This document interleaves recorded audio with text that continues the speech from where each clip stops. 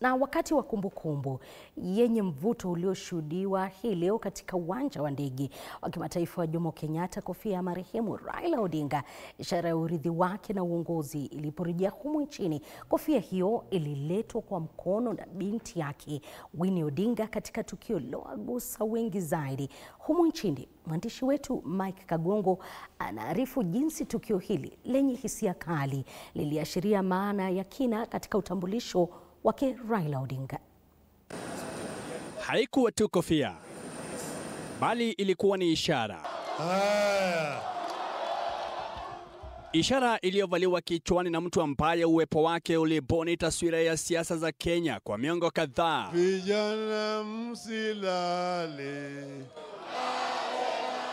Leo, Winnie Odinga alipotua katika uwanja wa JKIA, akiwa ameshikilia kofia aliyopendelea sana baba yake, haikuwa tu kurejea kutoka ughaibuni, bali ilikuwa kurejea kwa kumbukumbu, urithi na uongozi. Kofia hiyo ya rangi ya kahawia yenye upana wa mduara mkubwa, ambayo mara kwa mara ilimpa sura ya kipekee Raila Odinga kwenye hadhara Nyumbani, ililetwa kutoka India, ambako familia ilikuwa katika kipindi cha maombolezo. Ikiwa mikononi mwa Winnie Odinga, ilibeba heshima na utulivu. Heshima ya kimya kwa mtu ambaye sauti yake iliwachochea maelfu, na sasa kimya chake kinalitikisa taifa kwa undani. Katika tukio la kugusa moyo lililoshuhudiwa na familia ya karibu na marafiki, Winnie alimkabidhi mama yake Aida Odinga kofia hiyo.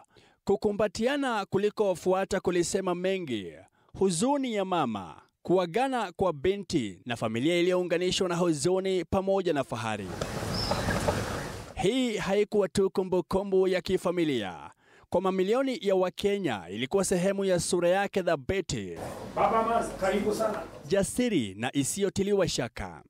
Wakati taifa linapotafakari kuhusu urithi mkubwa wa Raila Odinga, ishara hii ndogo ya kurejeshwa kwa kofia yake inatukumbusha kwamba ingawa maisha makuu yanaweza kufikia mwisho, alama zake hubaki milele.